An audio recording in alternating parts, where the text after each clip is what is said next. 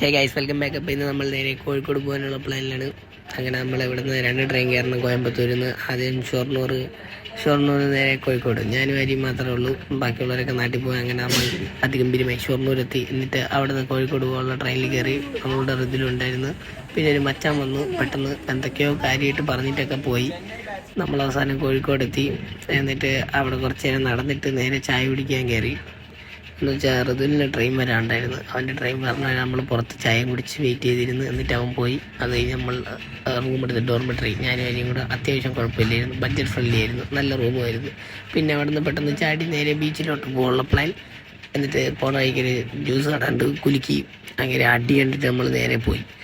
കയറി പോയിട്ടാണ് അവർക്ക് അത്യാവശ്യം വില ഉണ്ടായിരുന്നെന്ന്. എന്നിട്ട് ദാഹം കാരണം വാങ്ങിച്ച് പിന്നെ നേരെ ബീച്ചിലെത്തി അവിടെ കുറേ നേരം കറങ്ങി നടന്ന് ബീച്ചൊക്കെ കണ്ട് കാറ്റൊക്കെ കൊണ്ട് കുറേ നേരം ഇരുന്ന്. അപ്പോൾ അവിടെ VR ഗെയിം കണ്ട് നമ്മൾ കളിച്ചില്ല, അങ്ങനെ ഇതും കണ്ടുകൊണ്ടിരുന്നു. പിന്നെ നേരെ ഐസ് കഴിക്കാൻ പോയി. അത് മസ്റ്റായിരുന്നു. അതെന്തുകൊണ്ട് അതിൻ്റെ മധുരവും ഉപ്പും എരിവുള്ളത് എടുത്ത് കുടിച്ച് നല്ല ടൈറ്റായി. രണ്ടും സെറ്റായിരുന്നു. എസ്പെഷ്യലി എരിവ്, പിന്നെ ഉപ്പിലിട്ട മാങ്ങ അത് ഇത്തിരി ഹെവി സാധനമായിരുന്നു. എന്നിട്ട് നേരെ റൂമിൽ വന്നു ഒരൊറ്റ കിടത്ത് ഉറങ്ങുമായിരുന്നു.